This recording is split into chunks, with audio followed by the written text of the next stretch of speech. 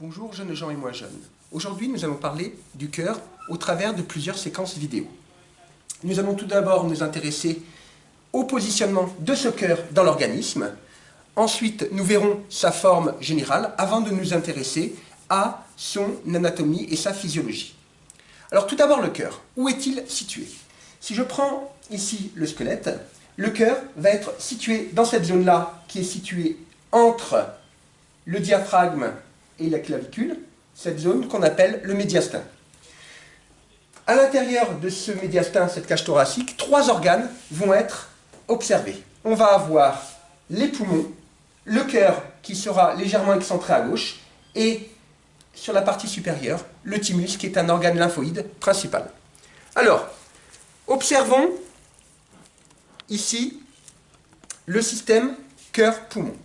Donc, situé dans la cage thoracique, on va trouver les poumons, organes respiratoires, et entre ces deux poumons-là, la présence du cœur. Alors, si on regarde les poumons sont des organes très fragiles, très souples. On voit qu'ils sont capables de s'étirer et de se comprimer. C'est ce qui va permettre la respiration. Entre les deux, le cœur. Alors, sur la partie supérieure, on va observer à ce niveau-là la trachée qui va se diviser en deux zones, les bronches droite et bronche gauche.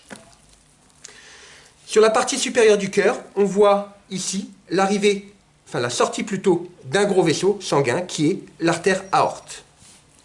Alors le cœur, c'est quoi? Donc ici nous avons un cœur de mouton. Alors pourquoi le cœur le cœur de porc? Pourquoi le cœur de porc? Ben, tout simplement parce que le cœur de porc est le cœur qui ressemble le plus au cœur de l'homme.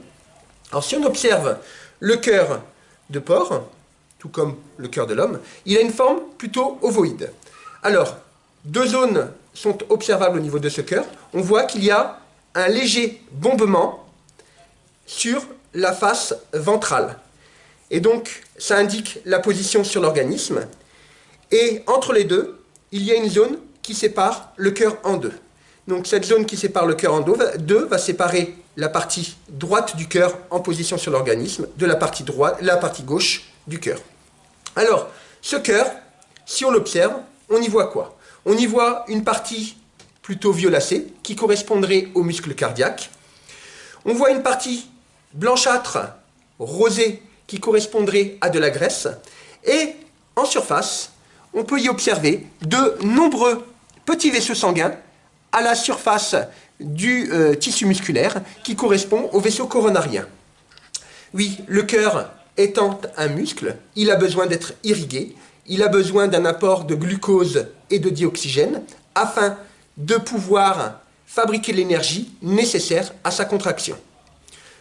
D'ailleurs, ces vaisseaux coronariens-là, souvent, ils sont légèrement sensibles au dépôt de plaques d'athérome et donc ils risquent de s'obstruer.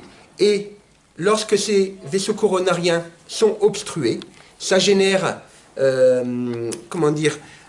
les vaisseaux étant bouchés, ils ne pourront plus irriguer le tissu cardiaque, qui ne pourra alors plus fabriquer d'énergie et se retrouvera nécrosé. C'est ce qui génère l'infarctus du myocarde.